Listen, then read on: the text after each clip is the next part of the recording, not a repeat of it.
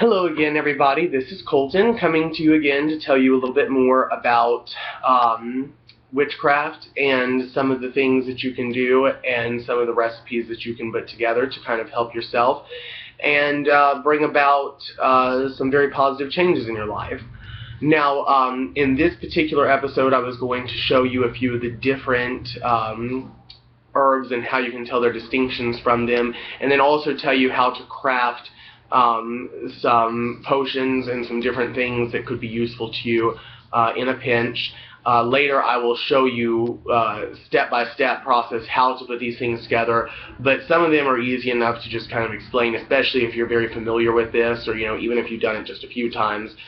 Pretty much once you get the hang of doing any of these things like brewing oils or anything like that, it becomes pretty much the same process, and you can easily get the hang of all of this. First of all, I was going to show you a few of these herbs so you can kind of tell the distinctions and what some of them are good for.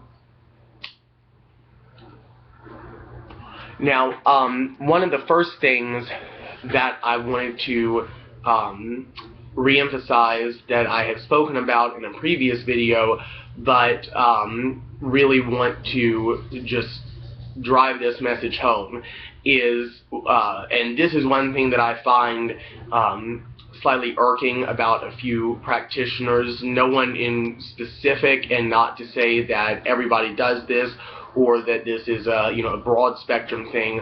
I have found it more in the Wiccan community, and again, I have nothing personally against Wiccans, and not to say there aren't some very good Wiccan witches or some really good Wiccans in general, and I have known quite a few that are what I would consider very good and some very powerful. But one thing that I like to really emphasize is that before you start working in any magical tradition, learn as much as you can about that tradition's culture, the way to approach certain spells and deities, especially if you're going to work with deities. Now, one thing is that witchcraft, traditional witchcraft, and religion are two separate things. Some people can sync them together, some people see them as religion, but just like with hoodoo, hoodoo is not religious based. There is no necessary working with deities. It's not a religion. It is simply a way to influence the natural world with spells and crafting things to bring about a particular change. And that is, for me, what traditional witchcraft is as well. Traditional witchcraft is not my religion. It is just a practice that I do. Now, when you are getting into working with deities, make sure that you know as much as you can about that particular deity and about that particular culture, so you don't do anything offensive. For instance, I'm fairly well versed in Hinduism because that is my religion, and there are things that I have seen some practitioners do that are definitely offensive, and they think, well, that's okay because I'm not Hindu, this is New Age, whatever. That's not okay. If you are working with a pantheon or with a tradition and calling on that deity, make sure you respect that deity, because that's when you can get into a lot of trouble.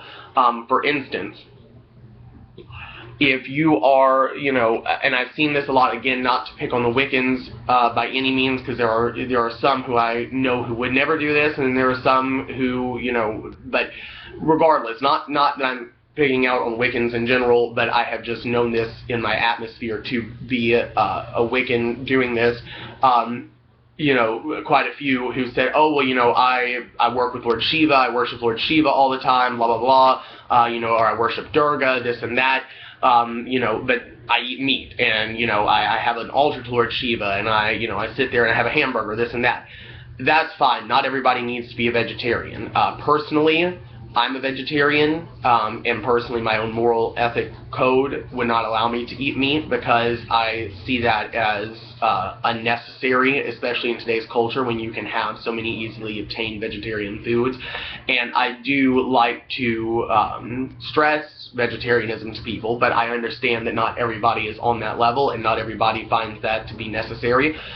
So, you know, but the thing is that if you are going to work with a Hindu deity in particular, and especially Lord Shiva, or you know, any avatars of Lord Vishnu, Krishna, who is the Supreme Personality of Godhead, things like that, never worship them and eat meat, especially Lord Shiva, because Lord Shiva, one of his very best friends and his vehicle is Nandi the bull, and he is a big lover of cows. And he's also the perfect devotee of Lord Krishna, and Lord Krishna is the protector of cows and the best friend of cows, and cows are sacred. In any meat, you don't want to kill an animal. So, you know, if you are going to worship Lord Shiva, who is very well known to have an extremely quick temper, you know, and then go sit down and eat a steak after you're done worshiping him, or eat a hamburger or something like that, that's not good. He's not going to like that, and you're not going to win any favors by him, and at best, you're not going to win any favors. At worst, you're going to really call down some wrath that you'd rather not get involved with. But those, that, you know, that's the kind of thing. You know, see the culture, and do what is culturally right. You know, don't offer things that you don't know are offerable to these deities. You know, another thing, like if you're worshiping a Hindu deity, you cannot bring that image into the bathroom. That's a very bad thing, very offensive thing. You never want to have that image anywhere near your feet or point your feet at that image. You know, there are certain things, so don't just grab something and say, well, I'm going to worship this or I'm going to work with this without knowing, you know, what could be offensive to that deity or what, you know, may not be. Which brings me to my first point on the herbs. Basil is a very good herb. I love basil. I work with basil a lot. But there's a lot of different types of basil. But primarily, and especially in what I've practiced and know people to practice, there is regular, what you would think of as culinary basil, which I have right here in the fresh form. This is one of my smaller plants that I am going to plant very soon. And then, you know, this is the culinary basil that comes in the dried form that you would cook with. And wonderful to work for, very good herb for all kinds of things, astral projection, psychic work, money, things like that. But then in Hinduism, there is Tulsi basil, or holy basil, and it has become more popular recently in a secular setting, in teas and even in supplements and things like that, because it has a lot of wonderful healing natural properties to it. This neck bead, this necklace that I wear, is called Kunti Mala, and it is made from Tulsi wood. And Tulsi wood, or Tulsi, also goes by the name holy basil in the Western world, but it is very, very sacred in Hinduism, especially Vaishnavism. Tulsi is seen as the incarnation of the goddess Lakshmi, or you know, the supreme goddess of fortune, the wife of Lord Vishnu. And Tulsi is a very wonderful, beautiful, loving, compassionate mother and a wonderful goddess. But we wear these for many things, for protection, for devotion, showing that we are devoted to the Lord and things such as that. And we also use Tulsi wood malas to chant our rounds on, our mantra on. But in the craft, there are witches who would use Tulsi wood or her leaves to use in certain spells and crafts. In Hinduism, it is seen as very, very auspicious to have a Tulsi plant in your home. We worship her, we love her, we care for her. You know, she brings lots of fortune in, but only if you are following you know, what is a holy life within that tradition. You know, you cannot have Tulsi in your home and eat meat or do these things because that's very offensive to her. You know, it would be very unbeneficial to you. Actually, instead of accrue any blessings, you would actually accrue quite a bit of things that you would rather not have. So, you know, within this context, I personally do not use any type of Tulsi in spells, because Tulsi only can be offered to Lord Krishna. We do not take Tulsi as a supplement or boil her as a tea, even after she's been offered to Lord Krishna. You must treat her with respect and kindness and love. So, there are certain spells that say, keep a Tulsi bush by your front door.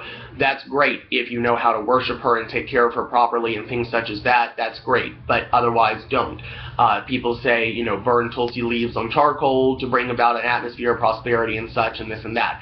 Actually, if you do that, the goddess Lakshmi certainly will not be inclined to pour forth any fortune on your home. In fact, she'll probably take your money away. So, best to be aware of these things before you jump right into them.